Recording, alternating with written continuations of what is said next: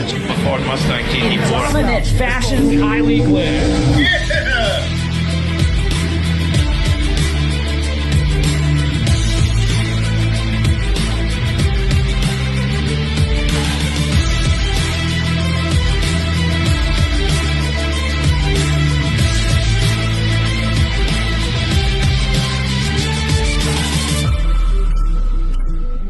Area 51 podcast.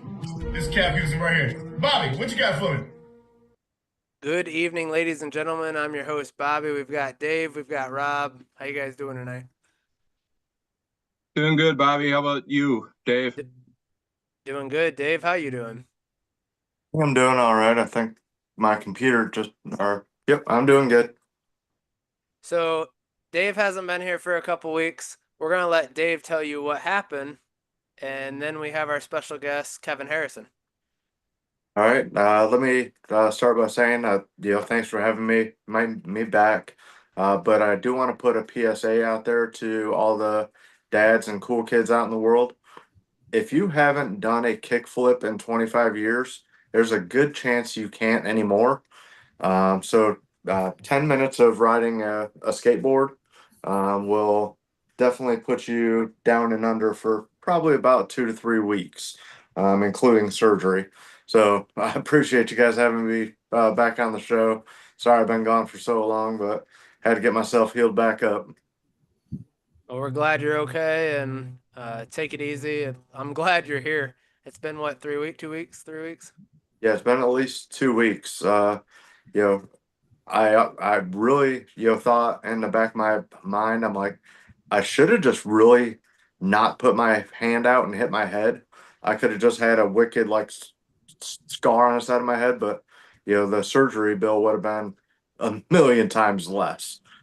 There ain't nothing to hurt up in this bad boy. All right. So with that being said, Kevin, how you doing, sir? Man, doing good. Appreciate you guys having me on. I've definitely not been doing any of those backflips on a skateboard in many years since I put the old execution or skateboard up some 40 years ago. So I haven't been back on a skateboard, that's for sure. But it's good to be with you guys, man. Just really, it's pretty cool what y'all are doing. As big fans of Jeremy Clements and kind of building the local guy up, even though you're not here, in Spartanburg. That's where I am. But yeah, it's just pretty cool to see you guys doing what you're doing to be able to promote Jeremy Clements and everything that they do. Well, thank you, sir. This is, by the way, everybody, this is episode 80.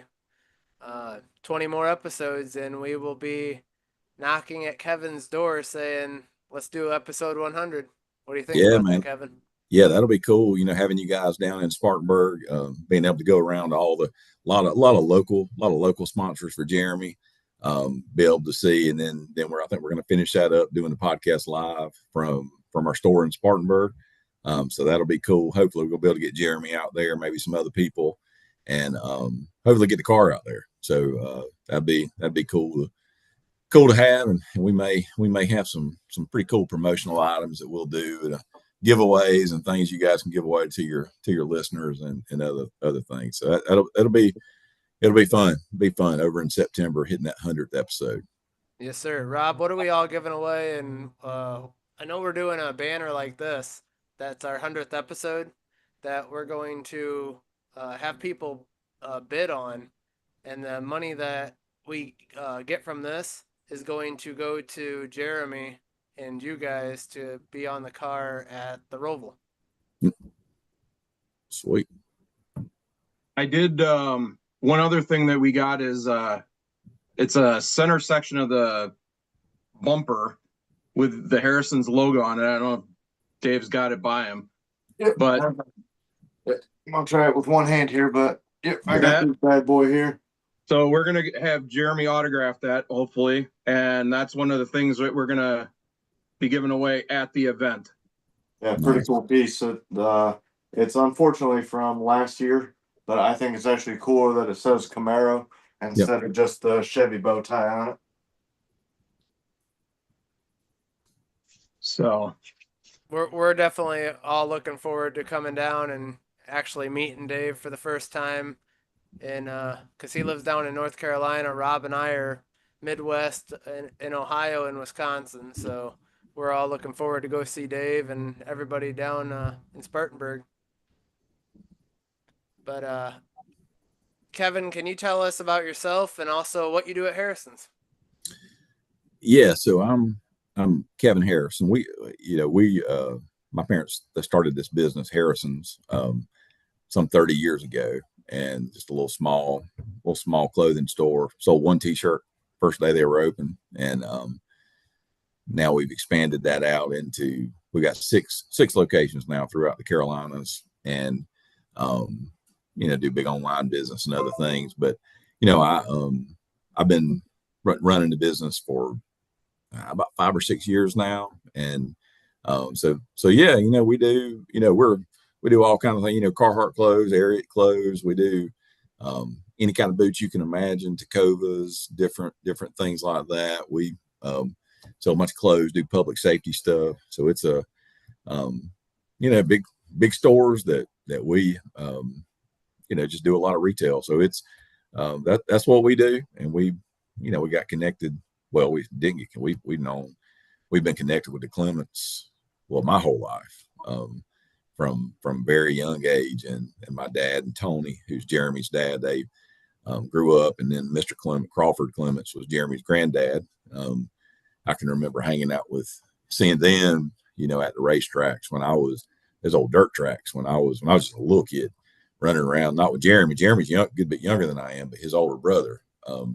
We would run around and play at the racetracks, Cherokee Speedway, called the track that your mother warned you about, fastest half mile, not a half mile anymore, but it was the fastest half mile dirt track that you could find. And I spent a lot of Saturday nights at Cherokee Speedway, and the Clements as well.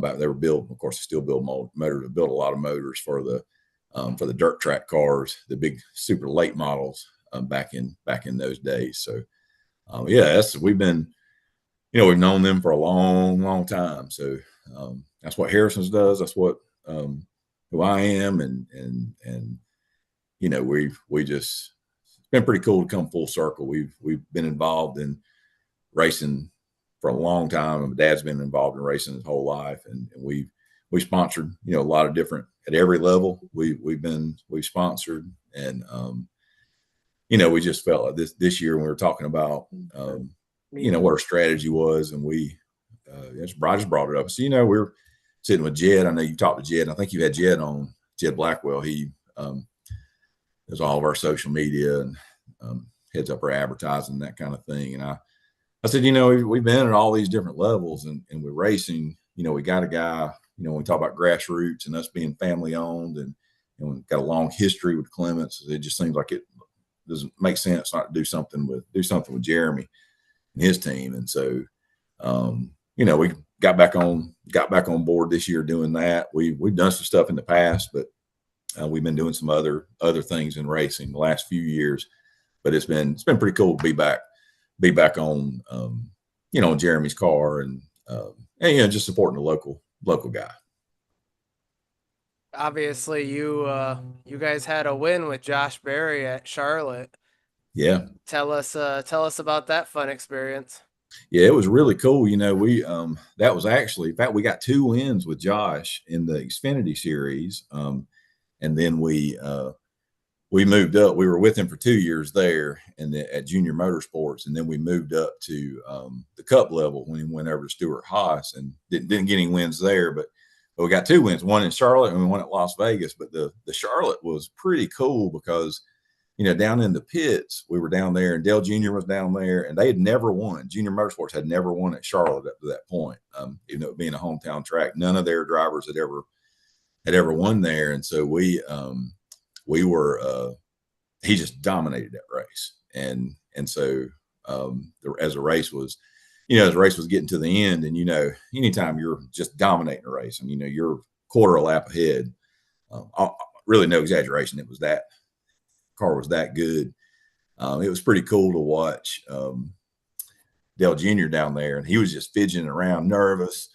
And my dad was there, and my dad, he never gets in the pit box. If you ever see him at a race, he'll he just walks around and kind of paces. But when he came across the line, which there was a long story with Josh and how how we got involved with him, how my dad got involved with him from running late models. And then I'll finish my story about what happened at that race. But my dad's been in, we did dirt track forever. And then he got into late models and helping guys around here doing, he was, Bubba Pollard, did some things with him and just struck up a relationship with Josh at the track, and they would talk a lot. And Josh would always, he just thought, man, he just felt like he was never going to get a chance. And my dad, one day he was there at the racetrack, and Josh, he just talked to Josh and asked, like, Josh, what's it going to take to get you an opportunity? And obviously at that point, when you're trying to get into Xfinity or others, it comes down to sponsorship dollars and those kind of things. And so from that conversation, next thing you know, we're talking to Kelly Earnhardt Miller, and which she runs, just a brilliant lady. She runs that whole organization up there. And we, next thing you know, we're sitting in the conference room with them and hashing out the details. And we worked out our first deal for the Xfinity to get Josh into an Xfinity car. And so it's been cool to see his progression. But that day, it's funny, it's like the things you never would have guessed you had on a bingo card. And it was my Dale Earnhardt Jr. tweeting a video of my dad whenever Josh came across the finish line to win that race. My dad, because he was all nervous and he got so excited and was high-fiving and things. And it's kind of one of those moments. And of course, my dad, he's not a social media guy. He doesn't understand any of that stuff. But Dale Earnhardt Jr. on his thing, he tweeted out the video of my dad. And he said, this is what racing should be. Small, a business like ours sponsoring a guy like Josh that's trying to get his shot, and he gets a victory there. And again, it's that first victory for Junior Motorsport at Charlotte. So it was a cool thing to be a part of as well. But yeah, to see that first one and then follow it up the end of that year down over in Las Vegas, getting that win there. Of course, that's where Josh won at this year with the Wood brothers. But so we got 2 wins from that, and then got to experience the cup level when Josh was there with Stuart Haas. And then, when he moved over, there was with their alliance with Penske and Ford, and the 21 having, that Ford sponsorship in it. It really just didn't make sense. You can be an associate but if you don't have a whole race where you're like on it's hard to make sense making that kind of investment. So then that's why I was like, okay, it makes sense. Let's put some support behind Jeremy and, try to help him. Because it's a whole different thing. That's what we really feel strongly about helping Jeremy. When you look at, even at the level of Xfinity Series, and I know it's hard to see these things if you're not in, but like if you go over to Junior Motorsports, I don't know if you guys have been there, but it's a bigger operation. They got a lot of people working there. Got the 3 cars, sometimes 4 cars, and there's just a lot of resources, a lot of things that. Jeremy doesn't have the luxury of having. And so it just, we felt good about being able to try to, like I said, just try to put a little wind in his sails to help him, get some of those resources that he needs to be able to compete. Yeah, it's pretty awesome that a local company like yours is able to support the local driver there in Spartanburg and Jeremy Clements and his team, just like Spartan Waste does, Fox Sports Spartanburg, the Spartanburgers, that type of RJ Rockers, and other local businesses. That's really cool to see that the community gets together to support the local small team to help them to succeed at the Xfinity Series level in NASCAR. You don't see that often anymore. Yeah. And that's, it has been kind of the special thing that he has, going for them. In fact, at the Spartan, you mentioned Spartanburg, there was had Jeremy Clements night one night, and he threw out the first pitch, and they actually got a bobblehead, and bobblehead looks just, I don't know if you guys have one, but it looks just like you probably all got one, I would imagine. But it looks exactly like him. And so they made it work. But to see, like you said, all those names that you named, just local people that are stepping in to support, kind of community. And you'll see that when you come down that in September, those of you who haven't been down here, you'll see that it's a pretty tight knit community, and the different companies that have come on board to be able to, just to help Jeremy out is it's pretty cool. It is pretty cool to see a lot of people working hard to be able to let Jeremy race every week. It's like everybody's a big family too. Like with the Clements, when we've been to races, it's like we've known each other forever. It's like it's so interesting to see. You don't usually get that with a professional athlete or a team, another race team that's bigger. You may not get that type of feeling from them. But like the races where I've been, like we are associate sponsor last year on Jeremy's car at Pocono with Mark and Ryan Spartan Waste and Fox Sports Spartanburg. And then Beach Ridge Barbershop was another associate sponsor. Alliance Drive Away, I believe, was as well. We all like the team dinner and everything. It was so cool. It was just like a big family get together and dinner. It was, there's a picture from that night. That it was just really cool experience to be a part of that. And it's like you were saying, like with Stuart Haas or Junior Motorsports, it's a bigger company. You're not going to get that, more than likely, that personal one-on-one interaction and like the ability to build a relationship with not only Jeremy and his family and his crew and partners, like Bobby, Dave, and I fortunately have been able to, and other partners that have, helped partner with Jeremy and his race team. That's one of the big selling points. I think for him, that his race team being a locally owned and family operated, and the Clements name being well recognized in the racing industry, especially with their racing engines business, that helps, get partners and sponsorship and grows his fan base, I think. Because it's really funny, you bring up like JRM, having 3 or 4 cars, and I've been over to JRM, and it's all right. Here's the fabrication. Here's where we keep chassis. This is where we do decals. Pretty much, you walk through the big bay door over at Clements Racing, and all right, well, there everything is. There's this week's car, last week's car. We're stripping that car. We got 4 cars up on the back wall that we might be able to use. And next door is where we do the dyno run. That's literally it. If you got a 20 by 40 garage, you can pretty much fit Jeremy Clements Racing in there. And, I think last time I was down there, they had 4 full-time employees in the shop.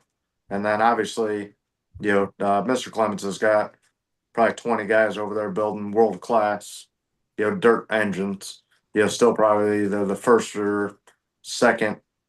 I think he was rated number 1. Correct me if I'm wrong, Rob. Late model for the 2nd year in a row. Yeah, I think I think Bobby's right. At least 3, maybe more even. Yeah. But yeah, it's amazing, like you said, Dave, how they're able to compete at a high level with that small of a budget and that small of a crew compared to these other teams. They may not finish, top 10 every week, but a top 15 to 20 is huge for Jeremy and his team.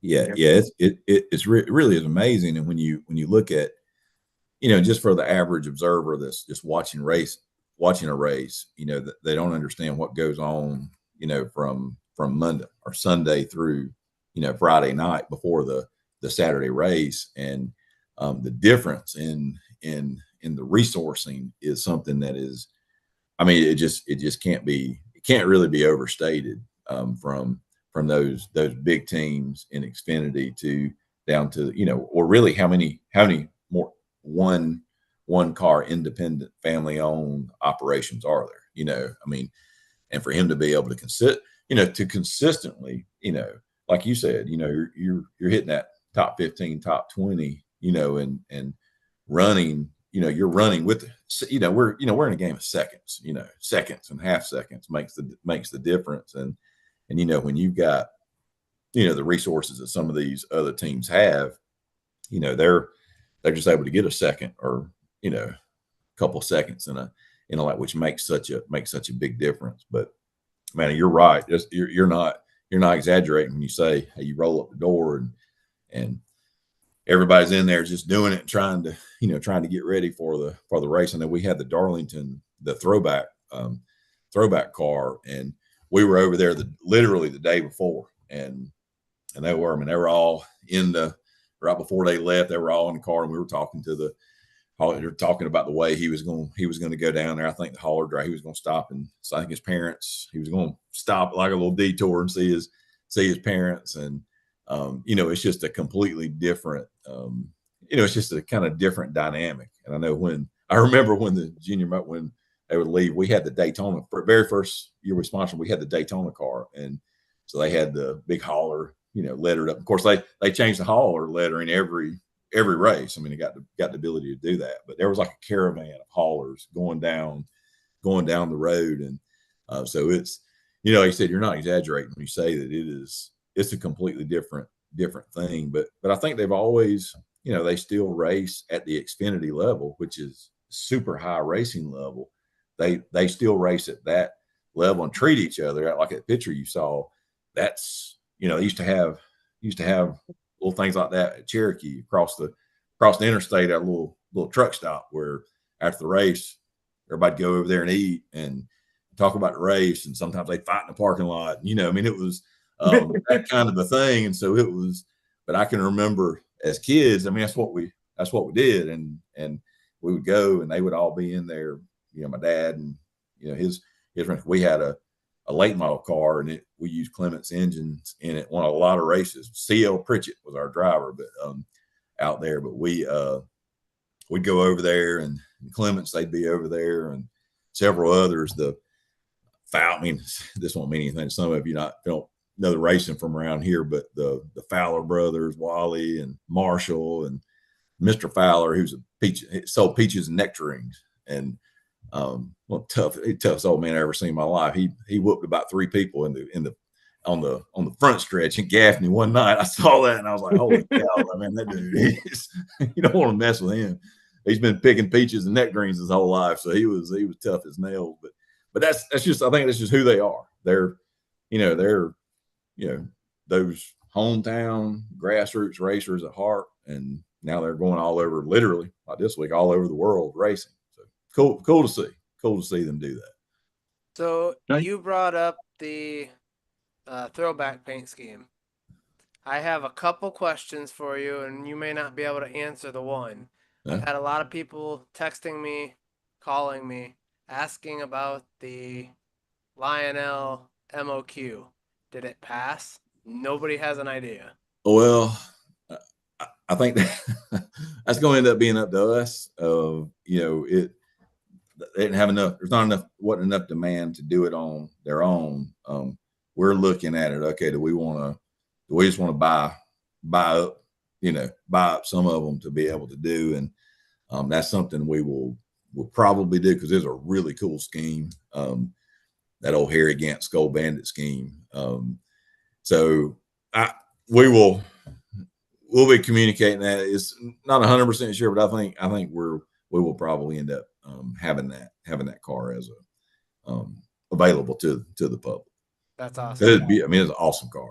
I mean, It was really very like it. sharp. It should have won the best in show, if in my opinion.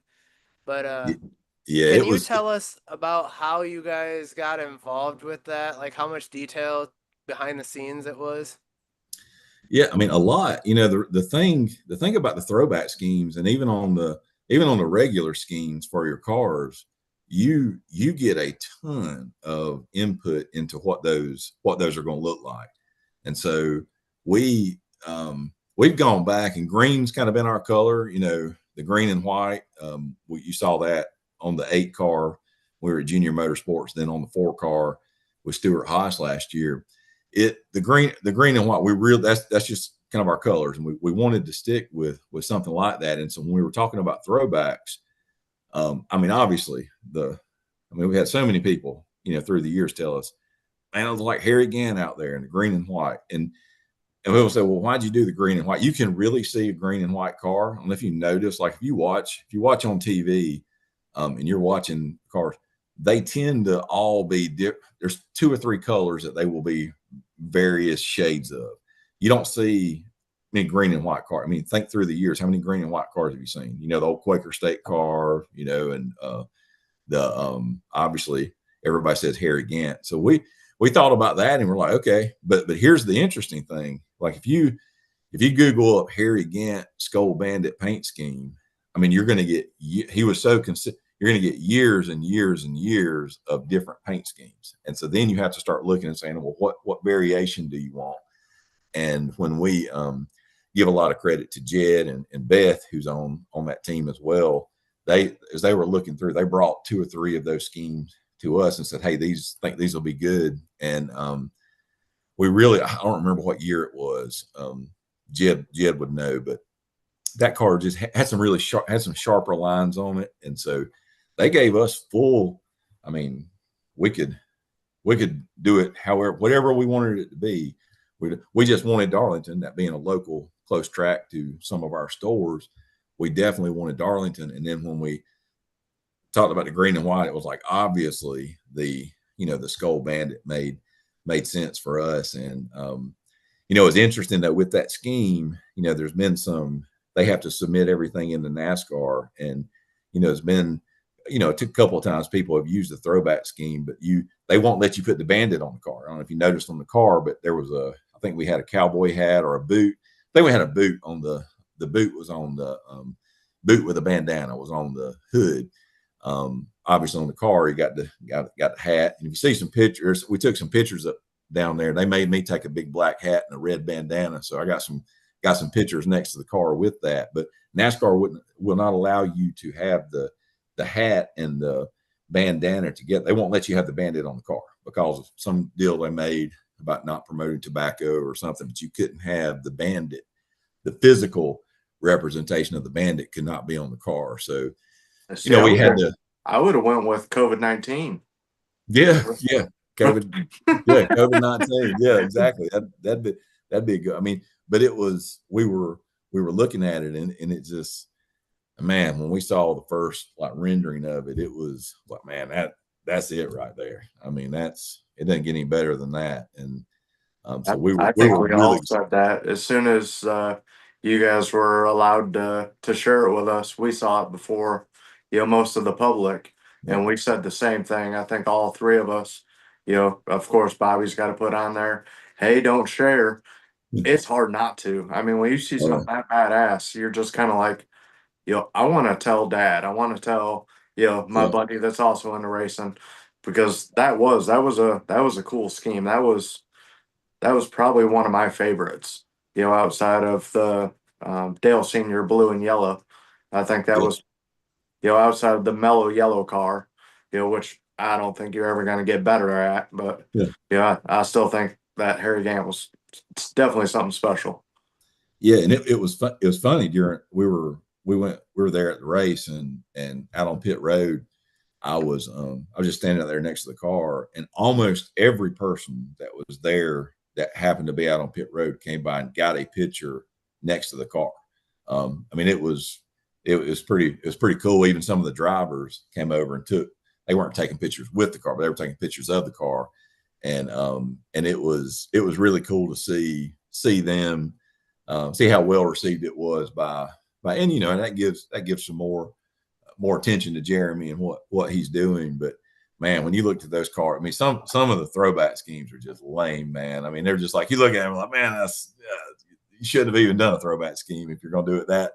But this one, I mean, it was kind of went all in with it, and it was undeniable. And it got the cool thing is I went back, I had DVR, I went back and watched the race on TV. It got quite a bit of attention during the race. They called it out several times, and so that was cool, you know, for Jeremy to get some call out on it. But then to just see it going around the track, I mean, God, car looked good. I think it was the 1985 livery, if I remember right, the throwback to 85. Yeah, Darlington's my favorite. That throwback week is my favorite weekend because of all the throwback paint schemes, and then a lot of times you'll get the great drivers of the sport will come back, and you'll see them at the track or whatever, and their cars. Sometimes they'll do parade laps with them or whatever. It's awesome to see that and to represent the sport. And then, yeah, as soon as I saw the livery, I was like, they got to make a diecast of this. This is freaking too badass not to be a diecast. Yeah. And I'm so glad you guys offered it up because it is a beautiful car. Yeah, we were pretty proud of it, and it's I said we've got the diecast of that first race at Charlotte that we won, and then we got a diecast of the Cup car from last year, and I told Jed when we were talking, I said, man, I said that 51 car and that looks. I said, I want one of those sitting on my desk, you know, to be proud of. So we're working on that now. So, by the way, Spartanburgers are tied 1-1, bottom of 5. Talking about the Spartanburgers, though, how did you guys get involved with them? I know it's the local team, but was there anything special that kind of brought everybody together?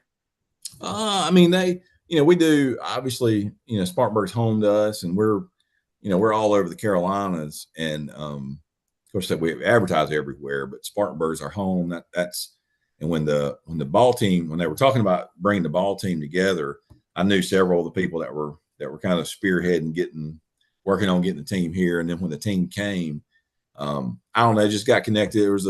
They had like a event one evening and went to it, and then we just ask, and I leave a lot of this to Jed and Beth and, you know, that team of, hey, these are, because there's certain things I like to do, but I don't want maybe let's just go spend money on that because it needs to make sense. And man, it has been, I mean, crowds have been fantastic. I mean, it's been very, very well received. So it just made sense to us to do that. And there were a couple of nights they give you, when you do your sponsorship, there's just different levels, and at certain levels you get night where you take over you got the ballpark for the whole night on games. And so we did 2 of those. So we had a first responders night, and that's where they just honor all the first responders, police, fire, EMS, all the first responders that are out there. And we do a lot of our account businesses with that industry. And so we took that night, and we got a couple of people, some of our local first responders, that were able to let them do the ceremonial first pitch. And then the other night we had should have been a Cowboy night. They're a Texas Rangers affiliate, and so Toby Keith was very involved with the Texas Rangers, and so they kind of played off that and did the should have been a Cowboy night, and that made sense for us with all of the Western and cowboy boots and stuff that we do. So yeah, I mean, it just made sense. I mean, Spartanburg, that's one of one of our biggest stores is in Spartanburg, and we do a lot of business in that area. And it just, and you see the same, you see a lot of the same people involved locally, kind of getting together, and the radio station and stuff coming on, and they actually do the play-by-play for the games, and a lot of different people on there that have been involved in it. So just made sense, you know, and that's, we've really looked back at, okay, you know, we've been, you know, we've had some blessings and have worked really hard. Seen my parents worked really hard for a long time, and now we're doing that. We got third generation in the business now. My daughter, she lives in Charlotte. She graduated Clemson last year. She's in the business. My son is, and then my third daughter. We got 5 kids. My third daughter is starting to get involved. But you know, we want to be involved in the local scene, and supporting the local people, and that goes right along with you know, what we do with Jeremy. But Hub City Spartanburgers is kind of the same. I think the local team, you know, single A that you're just trying to, help the community with something fun to go do. And should have been a Cowboy night. You got to throw out the first pitch, and I have a picture of it. Yeah, send that over. I'll sign it for you, right? But well, it was funny. And I had a black cowboy hat, but they gave out one of their promotions was they were giving away this funky little fluorescent yellow Hub City Spartanburgers cowboy hat. And I was talking to Jed. I was like, oh, man, should I? I said, I don't think I need to wear a black hat. I need to wear it. And so he said, yeah, man, wear that one. So I had on the funky hat. But right before we went out, there was a guy sitting there, and he was, I never thrown the first pitch out. And he said, look, he said, the catcher gets down, so he's going to put his glove up. He said, aim. He said, picture he's got 2 heads on top of him. So aim 2 heads above where his head is. He said, just lob it over. Don't try to be a hero. And so right before we were about to go out there, I looked at Jed. I was like, man, I'm never going to walk out onto the diamond to throw a first pitch again in my life. I said, I may go out in flames. I said, but I'm going to throw a strike. So I got out there, and I went and I threw it. I threw it as hard as I could. I said it was about a 95 mile per hour slider. It was probably more like 25, but I threw it, and it made it across. Now I'm glad I did aim high, because the catcher, he caught it probably an inch off the ground. So I didn't short hop it, didn't hit the plate. So I made it over, and I told Jed was asking me before the game. He said, so what are you going? He said, man, what are you going for out there? What you trying to do? What's your goal? I said, you know, I looked at a bunch of, if you get on Google and look up first pitch fails, there's a bunch of them. I mean, I'm talking about people making themselves look like idiots. I said, but I'm really going for the effect of, I said, one of them, the George Bush 9/11. I don't know if y'all remember that, but right after 9/11, he went in Yankee Stadium, and he had on the NYPD hat. And I mean, the place is just electric. You know, it's in New York. It's full of firefighters and police. They did some kind of thing. I forgot what it was, but it was like pretty much the whole stadium was like firefighters and policemen and things who had lost people in the tower. I mean, it was just, how do you build that emotion? He went out and just, I mean, threw a dart and hit that strike and walked off. But I digress. I don't know. But it was, I went back and watched that several times. If you want to get some cold chills, go back and watch that one a couple of times. And then if you want a couple of laughs, look up those other ones, because there was a lot of fails. But I made it over the plate. It wasn't a strike. It would have been low, a little bit outside, but I made it across and got a baseball where I threw out the first pitch. So it's pretty cool for a little local. And a side note with the George Bush thing, I actually saw that video yesterday. It popped up on my feed, and really? He actually was obviously wearing a ballistic vest at the time he did that. Wow. Which makes it even more crazy. He had that big vest on and threw that heater right over the plate for a strike. That was just crazy. Yeah, I mean, look up Cool Cucumber, man. That's how he looked when he came off. Well, at least you didn't do 50 Cent. I think it was 50 Cent that threw it like way off to the left or right or whatever it was. I mean, there's some gems. Oh, I mean, you guys, you will go down a rabbit hole if you pull this stuff. I mean, there's some funny ones. There's some but there's like one of this like camera guy, and he's standing at the very backstop, and he's like looking into his camera, and somebody throws the first pitch, and it just lobs over, and it comes down, and you can just use your imagination of where it hit him. But it was, I mean, it was, there's 1,000 of Yeah. them of how you can go out and just make a fool out of yourself out there. But thankfully, I may have made a fool out of myself, but it wasn't because I missed the pitch. I would have said yours is way closer than Jeremy's was. Yeah. Jeremy didn't even have his foot on the rubber, and he kind of lobbed it out there. Yeah, well, and they give you the choice, but they give you the choice of doing it on the. But I don't know if you've ever been on a mound, like a legitimate mound, not like we play out, everywhere we go and play softball. But if you get up on that mound and you wind up and throw a pitch and take a step, I mean, it's like you drop off a foot. You're going, I mean, if you're not used to that, we've got our local high school here. They got a real nice baseball field. And so I went, whenever I was going to practice, I went and got on that mound and threw it. And it was like I couldn't keep myself up. So then the guy told me, he said, look, we would rather you throw it from the grass, because I guess they don't want you up there messing the dirt on the mound up. I'm like, oh, so I can throw it from the grass. That's okay. Now we're cooking with gas.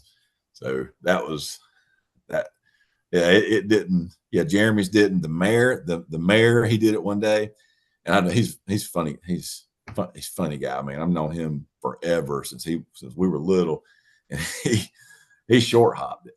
And of course, I mean, he said, man, he said, I've asked them to let me do another first pitch. He said, I need to do another one. He said, man, everywhere I go in Spartanburg, he said, nobody cares about anything except coming up and telling me how.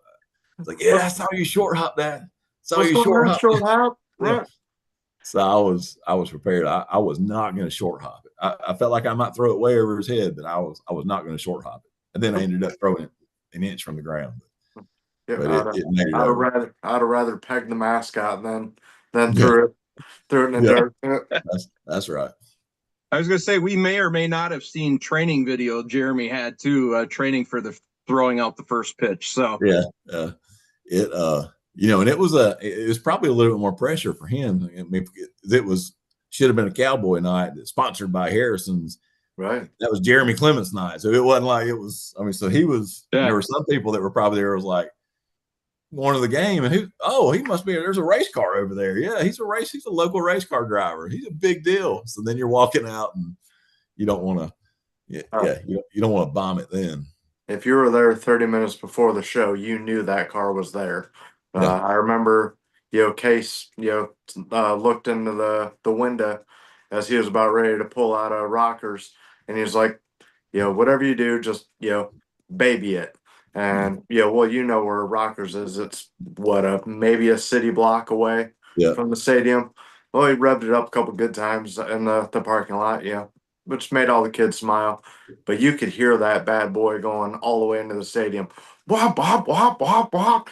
And just Case is shaking his head. And we're like, all right, well, we kind of knew Jeremy was going to do it. If he's got people around him, he's going to romp on it. Yeah, and it was on the local radio. Well, it was Fox. It was, I forgot who was on the air right then.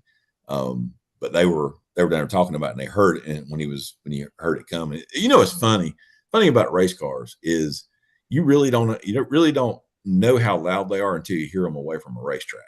Yes. Because racetrack, I don't know what that is, but you can have 50 of them out there. But whenever you're up next to a race car away from a racetrack, that's when you really feel how loud it just reverberates. I was thinking about that. People that were maybe checking into the hotel, right there off what is it? There at Rockers and is it Peach Street? Where the nice hotel is that overlooks the baseball field. Mm-hmm. And there was a couple people checking in and out when I walked by. And I went, well, you probably don't see that every day.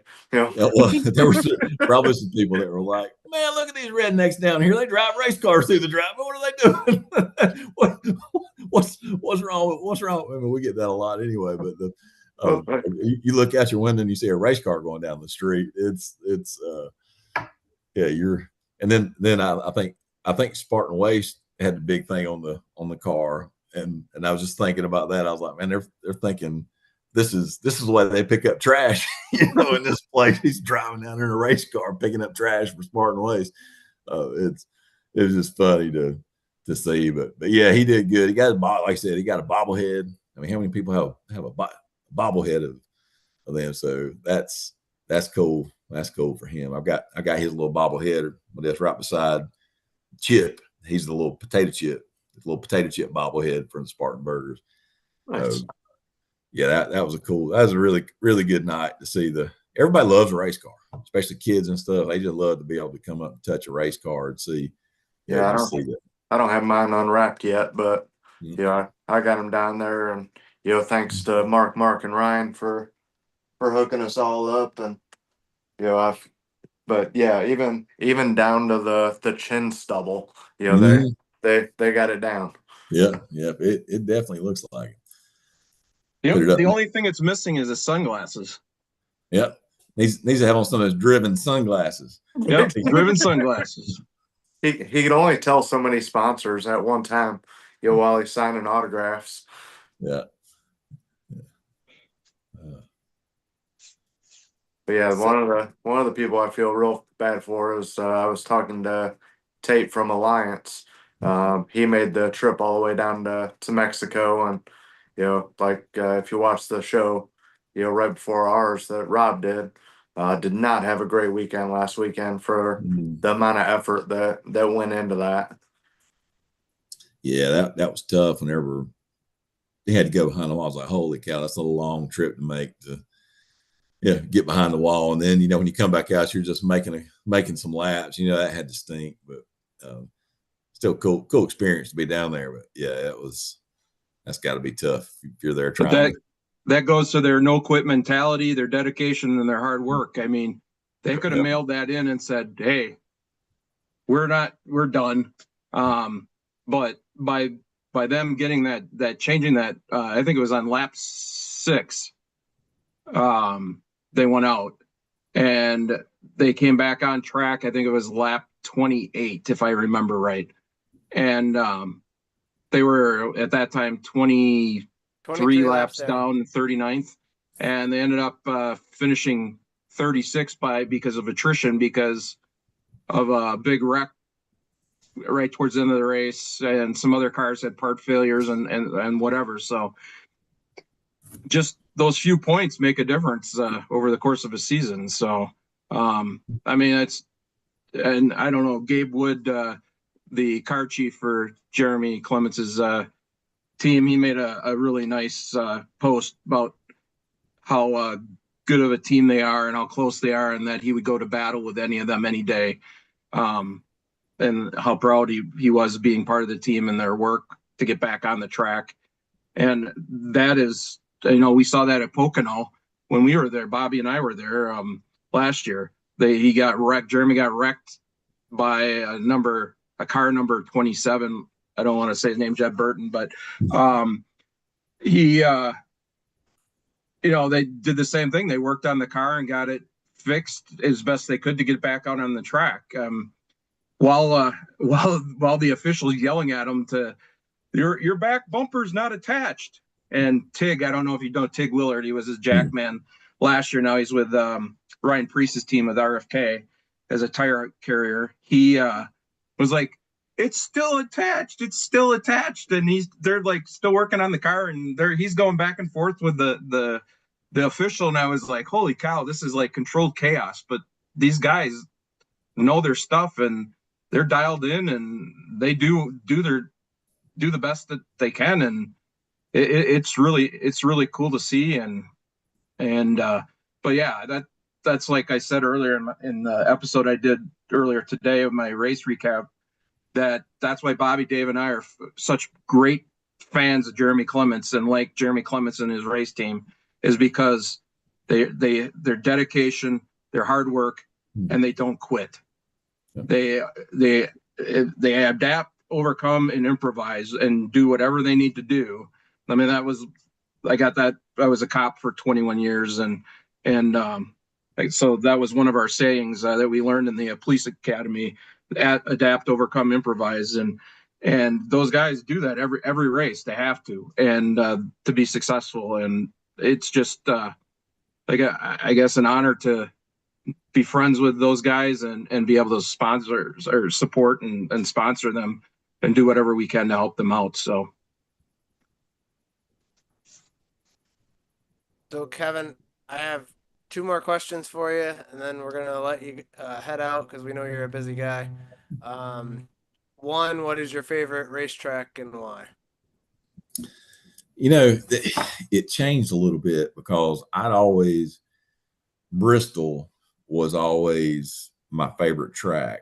And you know, going back to those Saturday night, you know, I love, well, I guess you're asking about a paved track. My favorite track of all time is the half mile Cherokee Speed, not the current rendition, not the shorter track, but the old half mile dirt track right there. If you're coming down 85 and you look to the left and you see right when you get in Cherokee County, you see the big race car sign. Just look past that through the woods, and that's where the track is. But for the same reason, Bristol, when they first went to, you know, when we first started doing those Saturday night races, Bristol back then, that was the hardest ticket in NASCAR to get, was a ticket to that night race, and watching them. But I tell you that, you know, that it changed because I went to with Josh first year in Xfinity at Bristol.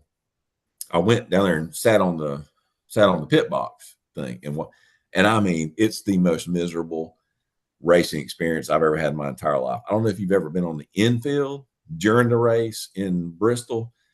It is the loudest thing, and I mean, if you like racing at all, you like that smell of exhaust, but you like it like filling up 50% of the oxygen, not 90%. And so it was the loudest.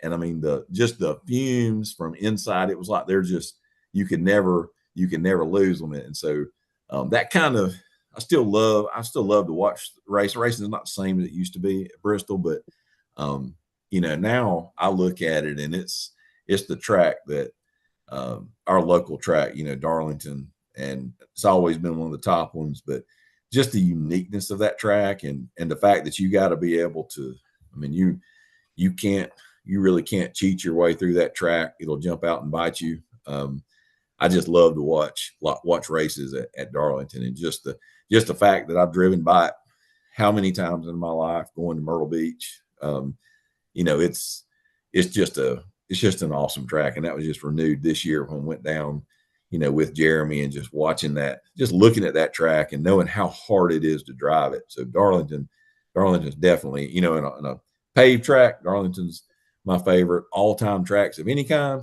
it's going to be the half mile at Cherokee, the dirt track at Cherokee Speedway. Now that the half mile track, that's what, just past Cowpen, going up 85 into South Carolina. Yeah, and it's not, you know, they shortened the track. It was a half mile. Now they shortened it down. I think it's 3/8 of a mile, I believe it is. Completely different racetrack.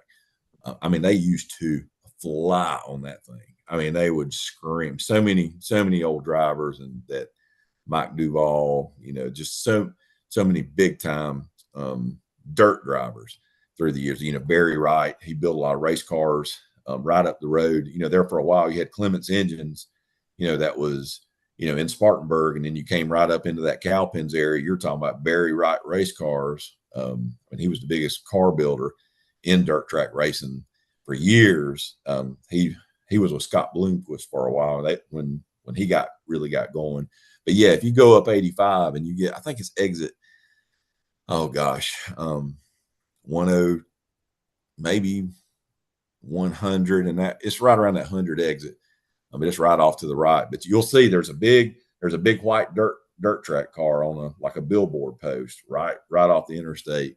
When you see that, if you look through the woods, if it's you know, if the leaves aren't blooming, you look through the woods, you can see the track there. But yeah, it was a half. I forgot when they changed that track to 3/8 of a mile, but it was man. I mean, they used to, gosh, they would race there, and that's back when it was all night long. You'd have the street stock division, Well, sometimes have the bombers, and they have the street stock division, the cadet division, which was the level below. Then you'd have back then they just called them late models. They didn't have the super late model, but that's when had the big wings and stuff. It was I mean, they would fly, they run wide open into those turns with those big, huge wings on them. And they'd turn it left and it'd just catch. And sometimes those guys, I mean, it's like they'd never get out of the gas going around that whole thing, just flying. That's kahunas. That's oh gosh. Yeah, I mean, there was plenty of those in those days at those tracks. That sounds awesome. The last one is, what are your social media platforms? And also, can you let everybody know how to order merchandise off of Harrison's website? Yeah, absolutely. So Harrison's, like on Facebook, we're Harrison's. Harrison's USA is where you most anything that you can find on, other than Facebook, we're just Harrison's, but the other ones were Harrison's USA. I think Instagram, TikTok, all those different things. Mine's just my name, and we do kind of a one that we're developing. It's going to be kind of a funny thing, and some of the things we do promotionally. It's called on Instagram. It's the Work Western Guy. It's just Work Western Guy, and it's kind of some of it's going to be like little kind of parody stuff of me trying to. Okay, you want to be a cowboy, but you're not really a cowboy, so you're kind of doing some stupid stuff, and that's one way we're going to be doing some promotional stuff for Harrison's. HarrisonsUSA.com. That's our website. You can go there. Jed, he oversees all that. You can get anything you need. We've got 6 stores now. We're in Greenville, South Carolina, Spartanburg, South Carolina, Columbia, South Carolina, and then we're in Mooresville, North Carolina, right up there near all the race shops, Winston-Salem, and then over in Hudson, which is right outside of Hickory, North Carolina. But yeah, we've loved being a part of this, and what, just that kind of grassroots movement that is Jeremy Clements and his fan base. So Jed's made a comment. He's like, man, he said, I've never seen the loyalty of fans that Jeremy has. And he equated it like we did a lot of stuff with Dale Jr. and obviously everybody loves, in racing, they're real endeared to Dale Jr. Because of his dad, just because of him. But Jed said, there's nobody that's loyal like Jeremy's fans are. And he talked about some of y'all. He was like, man, they're not even from down here. They're out in the Midwest. Some of you, and they're so passionate about what he does. So, and that's why we want to be a part of it. And we'd love for people to do business with us, and we'll take care of you just like anybody else.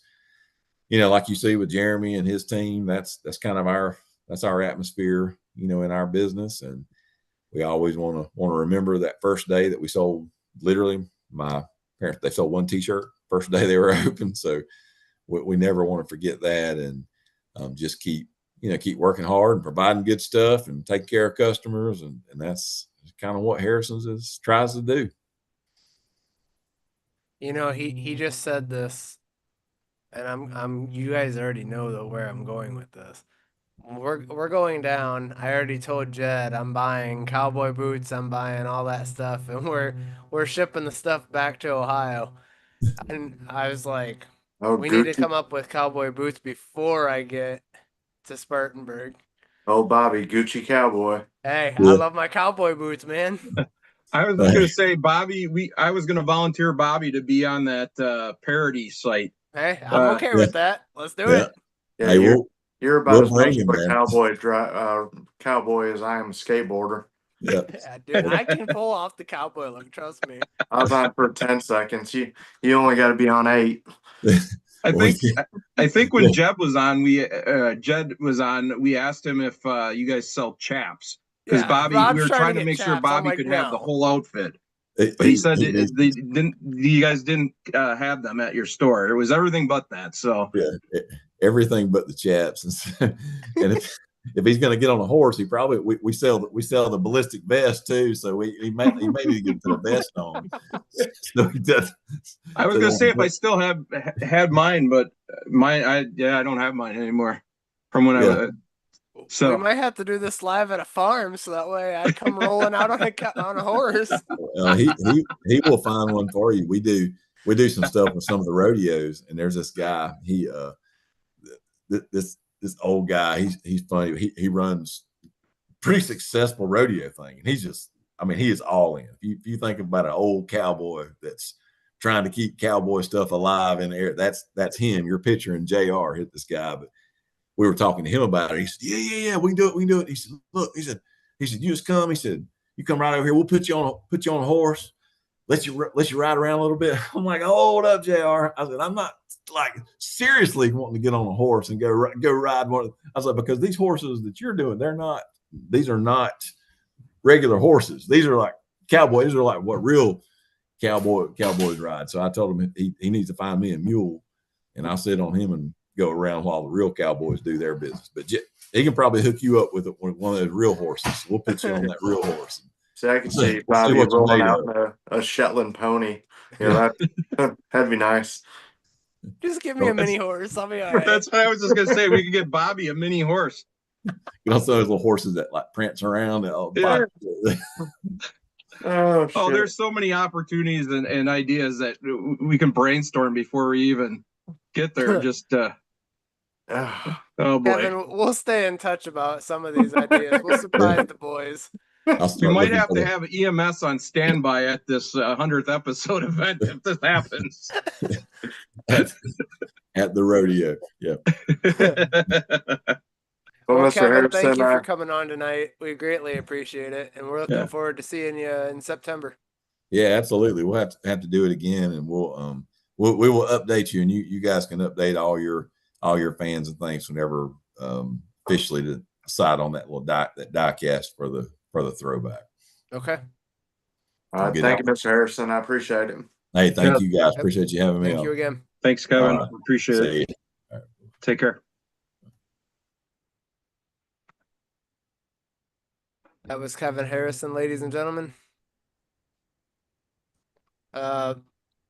So we have a couple surprises for you guys. So let me get up there real quick, and I will I'll show you guys. All right, so I'm trying to pull it up real quick. So we are going to show you guys the Pocono paint scheme. And there she is. The Alliance and ASC Harrison's Pocono car. Now, you guys know how I am, so I'll keep that to myself. But for a car that I can see through and through, that is a good looking. Absolutely. I really like that brilliant blue with kind of the highlighter yellow that Alliance brings to it, with the lightning through the side of it. That's pretty. Yeah, the blue, the black, the yellow, the lightning bolt down the side. It looks absolutely stunning. Another Michael Michelli piece of art. Yep, absolutely. Another home run. So on that note, that's the Pocono paint scheme. So that's the first thing I wanted to share with everybody. And then the second one is that we're going to share some pictures from Mexico with the car Jeremy had. A very sharp looking car. Alliance. Taking Alliance always, throw out their best stuff. I mean, I might be, a little biased when it comes to paint schemes because color choices, but Alliance always throws it straight down the middle. I mean, even look at Jeremy's fire suit with with his driven sunglasses. But even the fire suit, just absolutely stunning. And his Gale beard, you forgot that too. That's on you. I wasn't going that far. Golly. Yeah, look at that. Got flying form down the side of it. Lions, Absolutely. box, the radio station. I even see what TRW on there. Yeah. Henderson Elite. Jets. Henderson Yep. Jet. I mean, absolutely stunning. I mean, Yeah. this is probably one of my favorite pictures just because of the cars up in the air. Man, But I mean, look at how squatted it is. look at that. Yeah, I Yeah. was just about ready to say that bad boy is compressed. Well, the cool thing about that track, I for some reason don't. I know Xfinity Racer from 2005, 2008, but I don't remember the track going through the center of the grandstands in the stadium. I That guess was I was thinking absolutely of the awesome. Montreal road course, but that was badass. That was so cool seeing those cars going like through an S and then through the grandstands. That's a seat I would love to have right Oh yeah, over where they're Absolutely. coming up underneath you. Shoot. yeah, that would have been awesome. I mean, that's lap 6. I'm assuming this is when it I was went just saying out. that's the not awesomeness part right there, Right. where something went out the side of the transmission. There's Tate Jeremy. I mean, how cool is it? I mean, I honestly, as much as I didn't, there's Ryan and his wife Julie, but how honestly, I want to say see him go back next year, but not at the expense of Michigan. Well, one thing that I'm real grateful for is, Mexico actually showing up, putting on a hell of a show, and everything was peaceful. You know, that was a huge thing going through the garage, and obviously here in the States. But I got to give it up to Mexico and all the guys that made the race happen. I haven't heard of any incident. Right. Well, besides for people getting sick. Yeah, SVG was SVG, Noah Gregson, Ryan Blaney, Ross Chastain. I think that was it. That for sure. All said on I, social media that they got sick. I didn't know Jamie made it down. Yep. Yeah, he was one of Jeremy's spotters. So Okay. Jeremy, Chris, and Jamie. Jamie. Sorry, he just said it and he threw me off. But yeah, there's some really cool pictures. We gotta thank Tate for allowing us to share these and sharing the Pocono paint scheme. Can't wait to see that car.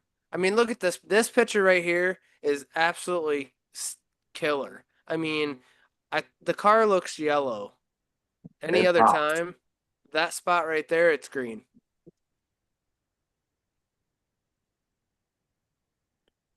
Yeah, that's one nice thing, and I like that his sponsors. Well, that's not great, No, but that his sponsors allow, and Jeremy allows pretty much free reign of, you pick it out, badass. I'll put it on my car. yeah, Unlike the huge corporations where they're like, that's just a touch of red too much, and so on and so forth. We get to root for a guy that's got probably one of the best looking cars every weekend. Oh, absolutely. With an amazing artist that does all his artwork for it. Agreed. yeah. Dave, you okay? I'm starting to get a little wobbly. You, do you want to head out and we'll finish it up? I'll hang out. I just won't say much. Okay, I was gonna say we're almost done. I just didn't know if you wanted to take a break. I didn't want you to fall over or anything. No, you're good. Just getting comfortable. All right. Check out Anna Amore Designs for your Area 51 Racing podcast merchandise. I forgot to bring my cup in here. I just had a new Area 51 Racing podcast cup. So I don't have to drink out this one. Thanks to Dave for getting it autographed. But I got a big one like from the top here down 30 ounces. Absolutely love it. Keeps my drinks cold. or hot. If you guys are looking for anything from Anna, please give her a shout on Facebook, Instagram, X. We got stickers still, not very many, but she is making more. So we got the little ones for $4, big ones for $8. I think we have 3 on hand, and then she's got to make some more. Galley Beard product is a partner of Area 51 Racing Podcast. Please go to their website, galleybeard.com, place an order. Use the discount code Area 51 and get 15% off and free shipping. Dave, Rob, make them say it. Golly. And Golly. and follow them on Facebook. Absolutely. They do Facebook, some really Instagram. they do some really cool stuff with the Jeremy merch, and the teddy bear. They actually had one with the bobblehead, and I thought it was cute, but kind of awesome at the same point in time. Yep. Yeah, the bobblehead one was really good. Yep. And I know that Kevin's watching right now. So Kevin, I know you're not tuning into the game. Just hit a 2-run jack, 3-3, bottom 7. Nice. So Go I ahead, get updates on my phone since I have the YouTube channel, but I also have it pulled up to where I can watch it. I'm trying not to pay attention to that and actually do this, but I keep catching my eye. But also check out the Racing Warehouse. They have pit road banners. They got all sorts of stuff. I got into a bidding war with one of our fans over a pit road banner. I won't say who it was, but that was kind of dumb on both of our parts because we spent way more than we should have. But it all goes to the Racing Warehouse and Jeremy, so that's cool. Can't thank them enough for everything. Armadillo Apparel. I don't have any of their. Oh yeah, I do. I had the polo. They make the polos, t-shirts, hats. I believe it's the hat that Dave has on also. Yep, I got one of them on there right there. Make sure you guys always keep up on their Facebook page. Also, check out Circle B Diecast, the official diecast company of Area 51. Enter the discount code Area 51 for $6 off your shipping. Also, Benzik Designs has the 4-tier, 3-tier, 1/64th, 1/24th, and 1/18th scale diecast stands. And if you use the code Area 51, you get 20% off your order. He has a Facebook page and an Etsy page. Also, check out Kylie Glick Racing. Go to her Facebook page. She's been posting some new stuff. Also, I was told to let everybody know to follow her on TikTok. She is doing a lot more videos, and they are actually pretty good. Yeah, Dave, I know you and I watch them. Yep, she's definitely getting to be a force to be reckoned with as far as an influencer on TikTok. Absolutely. Yeah, I don't have TikTok, so unfortunately I'm missing out, I guess. Yeah, I will when you come up here, I will help you get TikTok. Just stay off the dark side of TikTok. Yeah, I think one of her last posts, she was actually hanging out with Richard Petty. Yeah, Richard Petty, Kevin Harvick. She's got pictures. I mean, it's gonna be good. I have a feeling things are gonna be going really well for her soon. Also, please follow us on Facebook, X, Instagram. Let's try to get our numbers up on YouTube. We're trying to get to 500. We're so close. I believe we need like 23 more followers. So if you guys can follow us on Facebook, X, Instagram, YouTube, subscribe, share away. Let's see if we can get across the world again. I mean, we're still hitting up Nigeria and Germany pretty well. Yeah, I keep in touch. I keep it real. You got Nigeria, I got Germany, so. What up, my boy? Your boy Blue. Yes, sir. Rob, I'm gonna let you go ahead and thank our sponsors because you seem to do a better job at it than I do. All right, I'd like to thank our sponsors who make this podcast possible. Bobby, Dave, and I are greatly appreciative of our listeners and viewers and also our sponsors.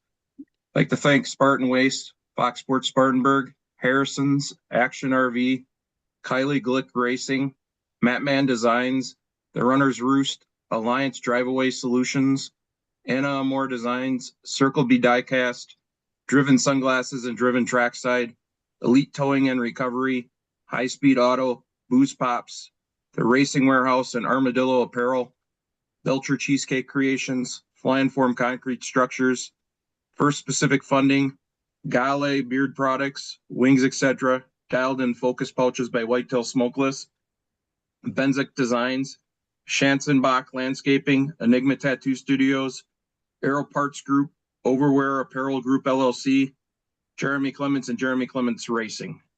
Without all of those sponsors, our listeners and viewers, like I said, Bobby, Dave, and I would not be able to do this podcast.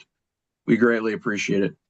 Absolutely. And Overwear Apparel Group, we're going to be dropping some big news here within the next a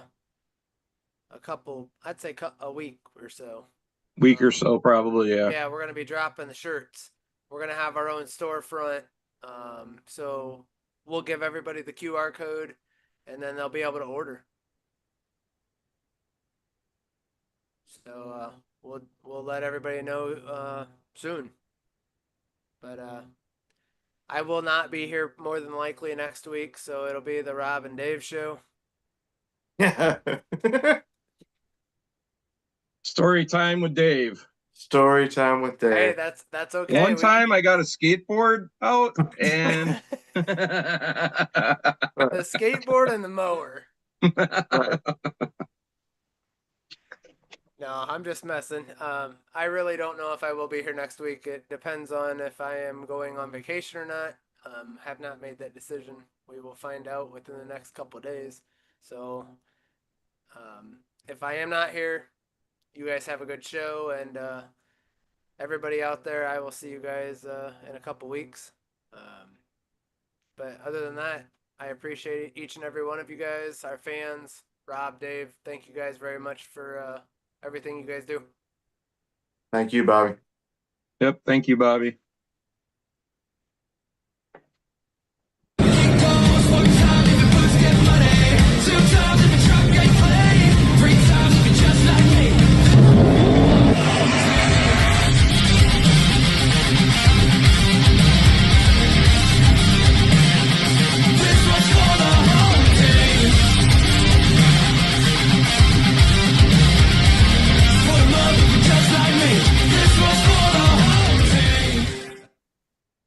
All right, y'all have a good night. We will see you guys next week.